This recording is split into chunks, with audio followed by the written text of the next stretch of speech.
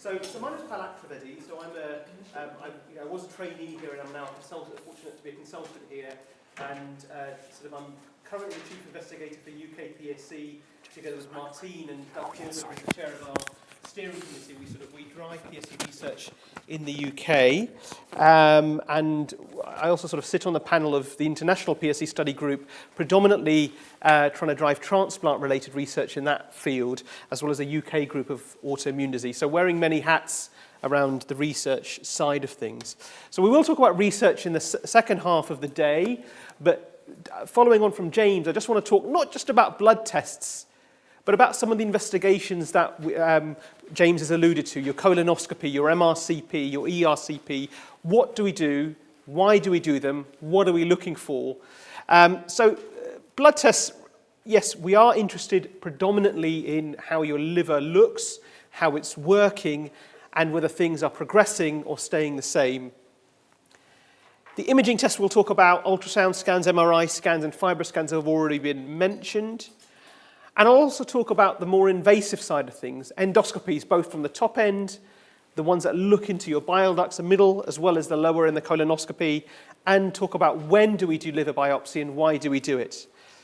Now, sadly, there aren't any tests that we can do to capture your patient experience, your quality of life. And that is really where we need a detailed one-to-one discussion, and where individuals like Jennifer, who's our specialist nurse in immune-mediated liver disease, really come in. And we're doing a lot of work to try and improve quality of life through that question process and providing some intervention, initially around fatigue, but also the broader symptom complex. So let's talk about liver biochemistry. So liver biochemistry in this hospital goes into a yellow top tube. And we mainly look at the enzymes, so some of the things that are released from the liver. So the ALT and AST, they both generally measure the same thing. They are mainly made from the liver, but can also be released from other sources in rare circumstances, such as muscle. Now, when we look at liver blood tests and we see which part of the liver or bile ducts they're made from, the ALT and AST are mainly made from the actual liver itself, whereas the ALP, another enzyme, is mainly made from the bile ducts. So that's what we look for in blood tests. There is another one that we use more so in children, GGT or gamma GT, and that's also made from the bile ducts, and less so from the liver. Okay, so these are just enzymes. They don't tell us anything about how well your liver is working. They do give some indication as to how much inflammation and damage there might be in certain parts. But we can see people with very deranged, all four of these components, ALT, AST, ALP, GGT, but the liver is working absolutely fine. So it's like a car with lots of dents in, but it's still passing its MOT. All right? So, just probing that slightly further. When I talk about ALT and AST being made from the background liver, elevations in these enzymes are very common in individuals with PSC, mostly younger people when they're diagnosed. Now, I'm not going to define young in this instance because I might get shot, depending on which group I talk to, but people who are diagnosed in childhood, teenage years, young adulthood, adolescence, those individuals very commonly have elevations in their ALT and AST. That is how PSC looks in that individual. As individuals grow older, it's mainly the ALP, the alkaline phosphatase, which is more elevated. We don't know why that happens, but it's something that we recognize. The GGT or gamma GT, using its Greek alphabet as it does in the lab, because ALP can be made from other sources in growing children, such as bones, and certainly in women who are pregnant. We often request GGT at the same time as alkaline phosphatase for younger patients, just to confirm where that alkaline phosphatase is coming from. Because if that's the only thing that's elevated, it could be coming from anywhere else. So whilst these are liver enzymes, we are often mindful that they can be released from other sources. But this is requested at every clinic visit whenever you have a blood test. But how do we tell how well the liver is working? So James mentioned bilirubin as a breakdown product of red blood cells. Now your liver is responsible for packaging that and releasing it into bile. And if you cannot release bilirubin, or if the liver is not working well enough to package bile, then individuals become jaundiced. And so that is what determines jaundice, so going from sort of a normal complexion to a very yellow Simpson colour complexion. All right? The other thing that tells us how well your liver is working is albumin. So albumin is a protein, it's in the blood, and if levels are low, then it indicates that the liver is not making enough. It can be low for other reasons. So if somebody has had infection for a long time, you start making proteins to fight infection rather than albumin. So albumin levels can drop for those reasons. The third reason albumin can drop, just to be mindful, is if colitis is undertreated for a long time, again, your body starts to make more proteins to try and help that inflammation and turns off some albumin production. But for liver-wise, low albumin is bad because it means that your liver is not working. Does that make sense? Yeah? So low albumin is bad when your goes down when your colitis is very active consistently, if you have active infection, or if your liver is not working so well. The things that we also look for are the clotting profile. So James talked about vitamin K as one of the fat-soluble vitamins. Now, whilst we can't measure vitamin K, a surrogate or a sort of a proxy for that is your INR or prothrombin time. They're both the same thing, really. And it's a marker of how much protein related to clotting your liver is able to churn out. And higher levels of this indicate either you've got a really tight blockage in your bile duct or that your liver cannot handle vitamin K very well. We look at your full... Sorry, yes, go on. INR, is that the same INR level that people who are on warfarin? Yeah, exactly the same.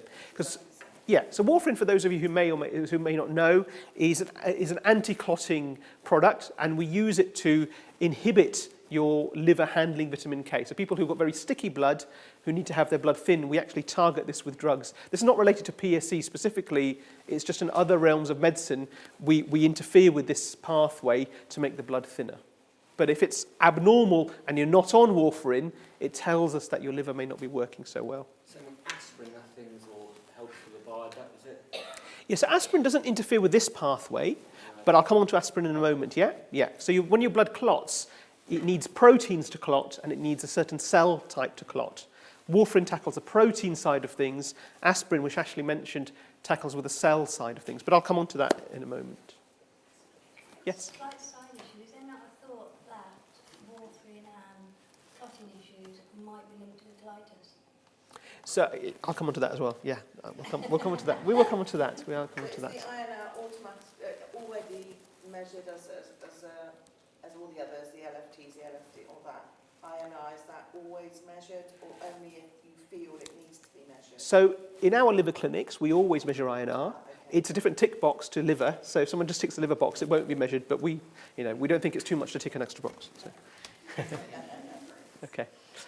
So, very simple things about when we have a full blood count measured, which is a purple top tube. We check your hemoglobin, see whether somebody's anemic, and people can be anemic for a variety of reasons. The thing that concerns us is when we see anemia in somebody with PSC is their colitis active, or in somebody who we know has got colitis for a long time, whether that anemia could herald the development of a polyp of some sort. Okay? We check the white blood cell count. So white blood cells are your immune soldiers. They help combat infection.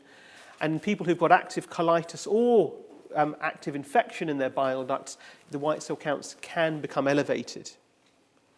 We talked about aspirin. Now, aspirin targets this cell group, platelets.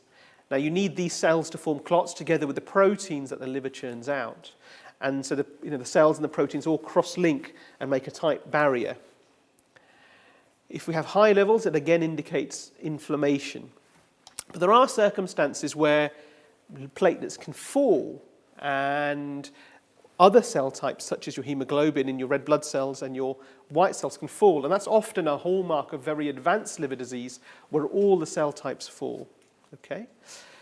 And that's because your spleen, which is your liver's neighbour, when your liver is very damaged, it becomes very stiff, and all the blood that your spleen gives to your liver backflows, and your spleen has to deal with that backflow, and it starts to eat up all the cells that it would normally give to your liver and the rest of your body. and that's when cells can fall. So low cell types indicate that liver disease may be more advanced. High cell types, white cells and platelets, can signify inflammation and infection. Okay. Now there are some other blood tests which people may have heard of. There's this thing called the ELF test. It's not related to the Will Ferrell movie, but it's something that tells us how scarred your liver might be. So somebody in the audience mentioned about cirrhosis and the fact that we can't tell how bad cirrhosis is without looking at the liver itself. So we are now mindful that it's not practical to biopsy somebody's liver all the time.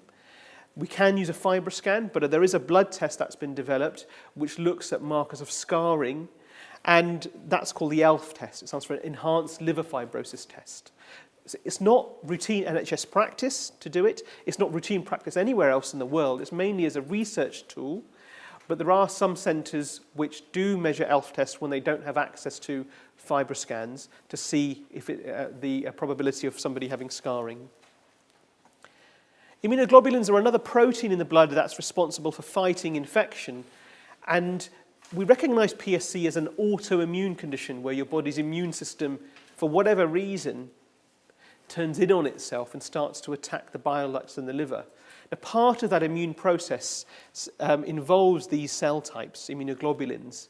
So as well as fighting colds and coughs, your body starts attacking your bile ducts and liver. So it's very common to see elevated immunoglobulins and even autoantibodies in patients with PSC and other autoimmune conditions, be it autoimmune thyroid problems, rheumatoid arthritis, lupus. All these autoimmune conditions will have high levels of autoantibody, and PSC is no different. It's important. Some of you, particularly those who are diagnosed in childhood or in young adulthood, are aware of another liver condition called autoimmune hepatitis. Now, just because somebody has autoantibodies with PSC does not mean you have both diseases. It's a very important distinction which we'll come on to in the second half of the day. But just having autoantibodies, that is part of PSC's process. It does not mean you have two diseases. Okay? So the liver ultrasound scan. So yes, it should be performed annually, and the UK PSC guidelines, which is a national framework of standard of care, have just recently been published by a group. And together with guidelines that have been in existence for more than 10 years from Europe as well as North America, liver ultrasound scan annually is, particularly for those who've still got their gallbladder, is standard of care. So as James said, if your local doctor is not adhering to this, they are not adhering to basic standards. It's the same thing as saying a person who's diabetic should have had annual blood pressure monitored. If they're not having that, their GP loses points from the Department of Health. And in a similar way, if somebody does not have an annual ultrasound scan, they are not meeting minimum standards for looking after you with PSC. Okay, so that is one of the standards that must be adhered to. We look for gallbladder polyps, and this is somebody's gallbladder that's been removed, and I thank Mr. Roberts for providing this picture, one of our surgeons, just to see what a gallbladder polyp looks like. And on the ultrasound scan, it looks very much like a stone, yeah? But the thing is, between ultrasound scans, if it's in the same position each time, it's more suggestive of a polyp. Stones also cast a bit of a shadow, which polyps don't, so that's the way we distinguish between the two, but it can be hard. So when a doctor says, I'm not sure if you've got a polyp, and is it a polyp or a stone, the main thing is just having that ultrasound scan repeated after 6 to 12 months and seeing if there's movement in it, a change in size. We also look to see if the bile ducts are dilated. We look to see what the liver looks like. So is it a normal liver or is it a bit patchy like this one? Because that suggests, it's not diagnostic, but it does suggest that more scar tissue has developed. I mentioned about the spleen as the liver's neighbour. If your liver has cirrhosis, all that blood flow that goes to the liver is backlogged, like a congestion on the M1. And your spleen has to swell to accommodate all that backflow, and it will enlarge if that scarring is not dealt with and has been there for a long time. We look at the blood flow between the spleen and the liver, and we look for the presence of ascites in individuals who've got cirrhosis already, because that's a sign that we should start to think about replacing that somebody's liver. Because when somebody has ascites with PSC, they are likely to, they will survive longer with somebody else's liver than their own. Liver tumours are very rare in PSC, so I'm not talking about bile duct tumours, which is cholangiocarcinoma, but liver cancer is actually very rare, so tumours developing within the liver itself. So that's a good thing compared to other liver diseases such as hepatitis C and alcohol-induced liver disease. Yes? With the liver tumours, is it over the years, of course, well, from myself it was, that the scarring then turned into, like you say, polyps, and then they turned into tumours, and then they didn't, Yeah, so tumours within the liver itself are slightly different to tumours in the gallbladder and the bile ducts. Right, So whilst in the bile ducts and in the gallbladder, somebody can develop polyps, and sadly some people do get cancer in those areas, tumours within the liver itself, are very common. Nodules, so the term nodule just means that some parts of the liver have regenerated differently to other parts of the liver, and that's what the liver does. That's not a cancerous process. That's just the way that that healing happens. Yeah, but tumours within the liver itself are rare in PSC. So FibroScan. So if the ultrasound scan gives me a picture of what the liver looks like, the FibroScan gives me a number of how scarred the liver is likely to be. And it captures more of the surface area than a liver biopsy does. So that's why we like doing it, because it's non-invasive, it can be done by the bedside, and many of our nurses have been trained to do this, as well as our doctors. And it's very quick and easy, and it gives you an immediate result.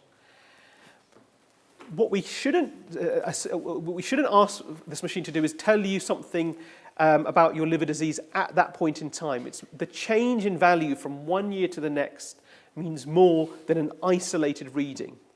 So we can tell whether somebody has early and rapidly progressive disease versus somebody who's already got late-stage disease by measuring it every single year. That's what the value of this machine is. So it's an ultrasound probe that sits there, it fires a shockwave, a bit like sonar, that hits the liver, and the speed and magnitude at which it comes back gives us the report. That's how FibroScan is. It's not painful. It's very much like an ultrasound scan, but it's the number rather than the picture. Okay? What is the scale? Say that again. What is the scale? The scale, so it's a numerical scale. Generally, the lowest sort of I've seen somebody have is 3.4. I think that's the lowest I've seen, and it goes up to 75. And in somebody who has, say no scarring or no fibrosis, we tend to sort of see sort of levels below 7, 8. With a little bit of scarring, fibrosis, it's usually about, say, between 6 and 9. So between 9 and 12, we start getting worried, and above 12 suggests that somebody may start to have cirrhosis. But it's something, as we mentioned, we have to check every single year because it can fluctuate, and there are lots of reasons why you might get a false reading. So in anything in medicine, you can have a reason why a result may be elevated.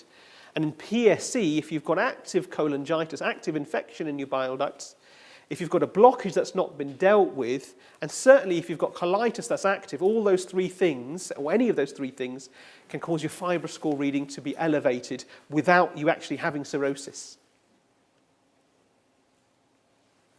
Yeah. Can food affect it as well if you've just eaten? So yeah, so it's a good question. So we do ask people to have these scans if they haven't. Well, initially we start to say you have to fast before them because that's what we do for ultrasound scans, and it affects really what the gallbladder does. But actually, I mean, even sort of within 2 hours or 1 hour after eating, the results aren't really that different. So I mean, certainly now on Monday morning clinic, many people have come sort of after breakfast, and provided it's like an hour or so afterwards, sort of we carried on doing it, and now I've stopped asking them because it doesn't really make that much difference. So it used to be that hypothesis, but generally it doesn't make that much difference. The one thing I will say is because it's to do with vibration, the one group of people where we don't know how well it works and we probably shouldn't use it are people who are pregnant, because they get vibrations for other reasons, and you might get a false reading. So I didn't put that on the slide, but we don't use it in pregnancy. So you asked about MRI scans. So that drawing that sort of James had about what the bile ducts look like, we capture those with an MRI. So rather than having nice smooth tubes, we can see little narrowings and beadings throughout the tree. So this is the key diagnostic test in patients with PSC. So somebody, we want to prove it in. This is what we look for. It can help decide whether we need to treat somebody, mainly if they've got one particular narrowing that needs opening up, then this helps identify where that might be.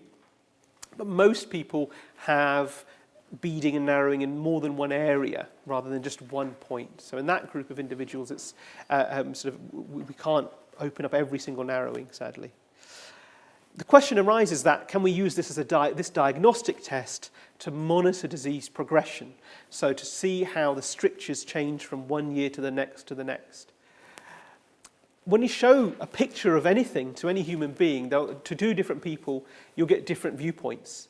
Somebody who I might find very attractive, James may say, actually, that person's ugly.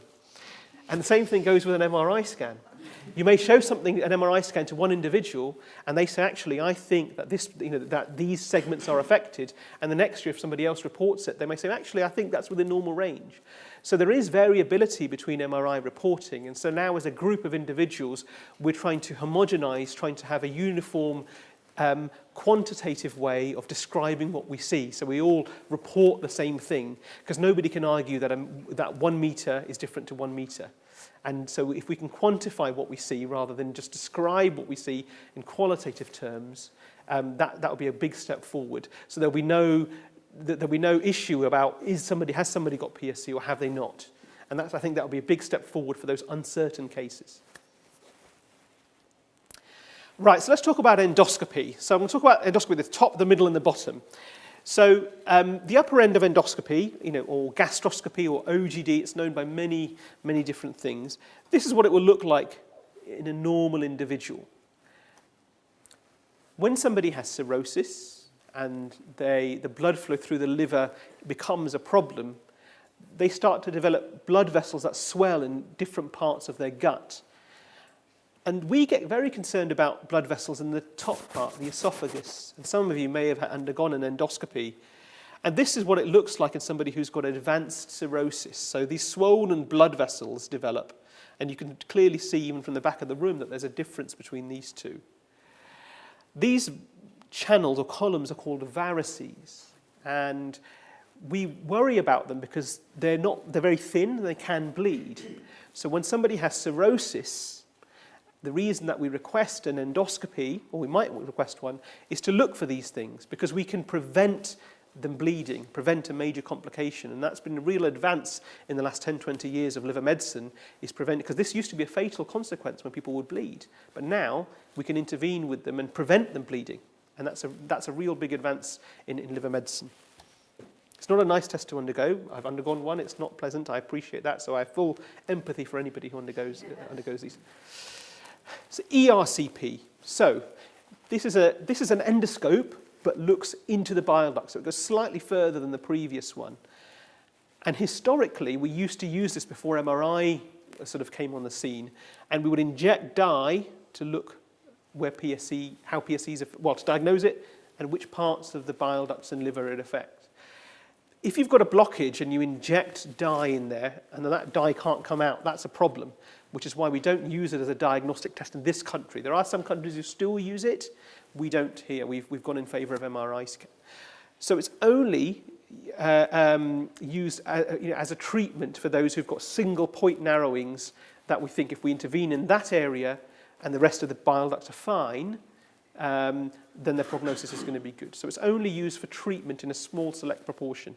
It should no longer be used for diagnostic purposes. I'll come on to the last point later. So what about the colonoscopy? So sadly, I've undergone one of these as well. I didn't do it myself. That would be a cool party trick there, wouldn't it? But the colonoscopy, so yes, annual colonoscopy, again, is standard of care, and it's in every guideline for PSC and every guideline for endoscopy. So certainly if people who have colitis of any form with PSC, if it's Crohn's colitis or if it's ulcerative colitis, we would advocate annual colonoscopy. Because in colitis alone, there is a colorectal cancer risk over a lifetime of about 1 to 5%. But in PSC, it's about 15%. And that's why we want to look into the bowel to see if there's any suggestion that somebody is at risk, and we can intervene and prevent cancer developing early on. So this is a colon, and everybody who has PSC diagnosed who hasn't had a colonoscopy, so we ask them to do one even without symptoms. because we need to identify if you've got colitis. Sometimes treating colitis may help your PSC, actually. So this is a normal colonoscopy, and this is a colonoscopy from somebody who has colitis. And you can see that rather than seeing all the nice little blood vessels coming off and it's nice and clean, there are lots of ulcers around here. And that's what we see in patients with colitis. And it's important to treat that actively because active colitis can push your liver enzymes up. It can make your liver appear more stiff. And there are some people where we've actually seen liver bloods normalize when we've treated their colitis.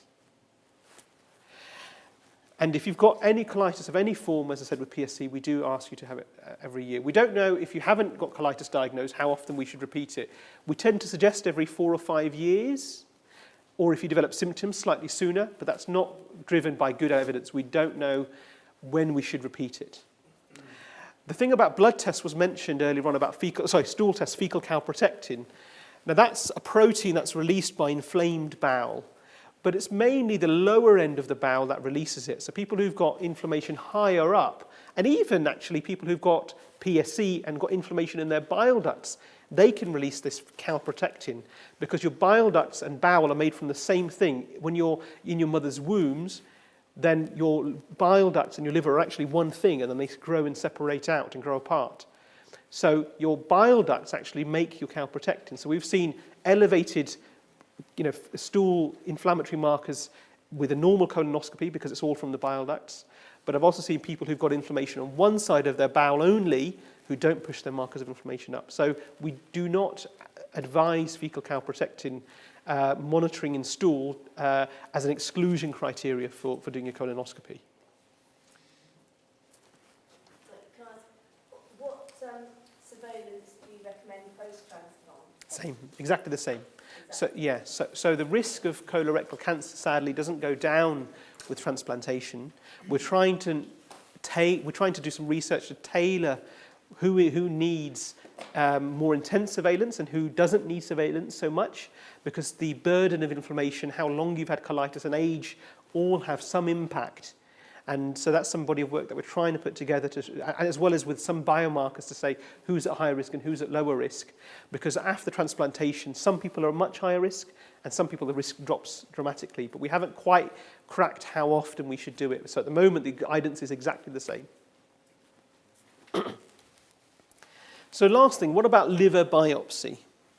So we do not use it to diagnose PSC because MRI is so good, except if we think somebody's got PSC and the MRI looks normal, so that's about 15% of people will have this small duct PSC. So normal MRI, but changes on the liver biopsy only. Yeah?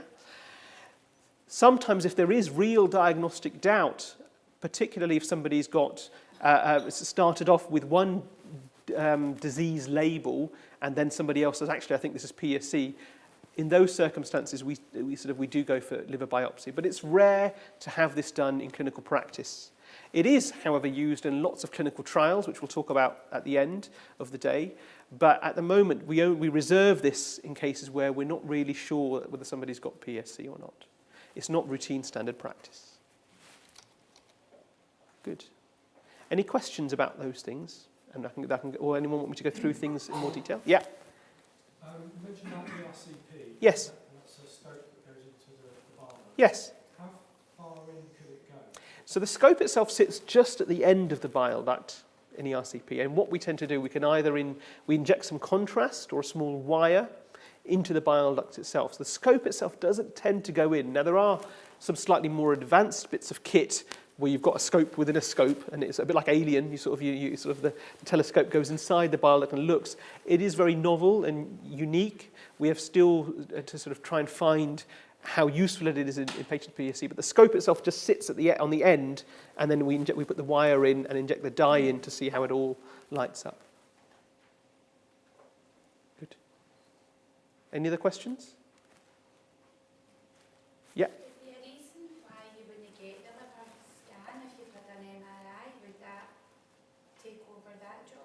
You mean the ultrasound or the ultrasound? Not really. So we tend to do both. I mean, so the MRI is really good at looking at the bile ducts. but it doesn't really give us an idea of the background liver, the spleen, the blood flow to the liver, and we often find that the ultrasound looks at the gallbladder looks quite nicely as well. So we tend to do both. It's a question of how often and how much do you expose an individual to, and we have to be slightly realistic about what we can achieve. So if somebody has an MRI one day, we might say have an ultrasound in 6 months rather than having so much on one day. But I think both of them should be done at least fairly regularly, at least sort of once every year to 3 years. Yeah. You mentioned, I think, that 15% of PSC is diagnosed with liver biopsy. Is that right? So 15% have a small duct version, which is you can only pick up on a biopsy. Yeah. Are you going to talk at all about cholangitis blood tests, or should I ask the question now? I was going to be late, but you can ask the question. That's right. I'm just going to say, I've been unlucky enough, I guess, to get a few cholangitis. Well, I'm sorry to hear that. Yeah. Right. And on occasion, I question whether it's cholangitis or something else going on. Yeah. I'm lucky enough to come here and see Dr. Ferguson, but unfortunately I live in Pembrokeshire, so Yeah. we're in the middle of nowhere. The vast majority of the local doctors, particularly Amy, have no clue what to do. Yeah. And oftentimes, well, on a few occasions, they've said that the CRP, because the irritation level is low, Yeah. therefore you must not have cholangitis. And then when obviously liaising up here, they say, well, it still is cholangitis. What tests, when we go in, should we say to these A&E doctors? You have to test for these things so that they can give our specialists and us the information for us to kind of get a better idea of really, is this cholangitis? Is it on the verge of it, or is it full-blown cholangitis? Because Sure. they really question. Yeah. They make you kind of question your sanity about it. No, I'm sorry. Well, I'm sorry you had to go through that. At least you're fortunate enough to see James and not me. But Yeah, and that goes really But, well. It's yeah. just when you're ill and I know. you go into A&E, Yeah. and you want the right answer. You don't want them to just leave Sure. you for no reason. Sure. And yet, Yeah. it's hard to convince them. And Yeah. so So CRP, I didn't talk much about CRP, but CRP is another protein associated with infection and inflammation, but it's a blood test. And when things are very localized to your bile ducts, or even in people who've got colitis that's very active, often the CRP doesn't go up until the very late stages and very advanced. So whilst it is useful, if it's elevated, it's supportive, I agree with you that if it's normal, it doesn't sort of add much. What we advise is that if somebody is having a blood test when they're suspected to have cholangitis, the best predictor is whether you feel like it is. And then that sounds really woolly, and it's a bit of a Liberal Democrat type answer. But it's true. And people, when they have cholangitis, they feel if it's the same sort of thing, that's often the best predictor of whether they're going to improve with antibiotics. However, if there is a deterioration, sudden deterioration in any of the liver enzymes or an elevation in the white cell count, that is also supportive. So I've seen individuals who have a normal CRP, but each time they present, they have an elevation in their bilirubin up to the hundreds, which makes them jaundiced or very slightly jaundiced. And when you give them antibiotics, things normalize. Or they have an elevation in their liver enzymes, which comes down with antibiotics. So a CRP in isolation is useless, but I would always ask them to check your liver enzymes and your white cell count, because if those two things are elevated, then that sort of supports things even further. I think a lot of the patients in the room would probably say, well, they're often elevated. Yeah, no, so more so than before, yeah. I guess if you're prone to cholangitis or something, how often should you be having them so that when it's questionable, you can actually detect that there's an Yeah. elevation as opposed to looking back at 3 months? Sure. When you felt bad, possibly that's when you had your last blood test. Yeah. Going back in, you feel bad again, and they go, well, it's about the same, so it's probably not cholangitis. Yeah, so a very good and difficult question to answer. No, it's fine, it's okay. This is the reality. No, I completely agree. So blood tests in individuals with PSC tend to coincide either when they're feeling unwell, as you said, or their clinic visits which actually is probably sort of not when they're that unwell. So that'll be every 6 months to every 3 months. And so that's how often sort of my patients would have it checked. And if there is a sudden deterioration in coinciding with symptoms, that is supportive of an acute cholangitis attack. Often if you give antibiotics to people who are non-specifically unwell, often it's just a little bit of pain in people who don't experience pain much, or a sudden deterioration in pain levels in somebody who's got a chronic background level that gets better with antibiotics. That's often the best predictor. And it's like several other realms of medicine where there are symptoms that don't necessarily have a blood test to identify what's going on, and it's the response to treatment that tells you what it is. So in short, I think if you're prone to having cholangitis, certainly having bloods every 3 to 6 months is fine, and the sudden deterioration during your bad period, your sudden period, would help guide whether that's an attack or not. Sorry, it's not a clear answer, but yeah. No, that's helpful. I think it basically comes back to you need them to liaise with your specialist. Yeah, I mean, At that time. Yeah. And enforce that. Yeah. I mean, most hospitals will have a general department of gastroenterology, an accident emergency unit, and because anybody with PSC that appreciates how relatively rare that might be to what comes in on a day-to-day basis through the front door, they would not be in tune to what that sort of cholangitis looks like. To them, cholangitis is somebody who's got a gallstone that's got trapped suddenly, and somebody presents in, say, septicemic shock or something. And this is different. This is a different type. That's probably why they don't. But I agree with you, and that's why we have quite an open policy about being corresponded with any of you come into your local hospital.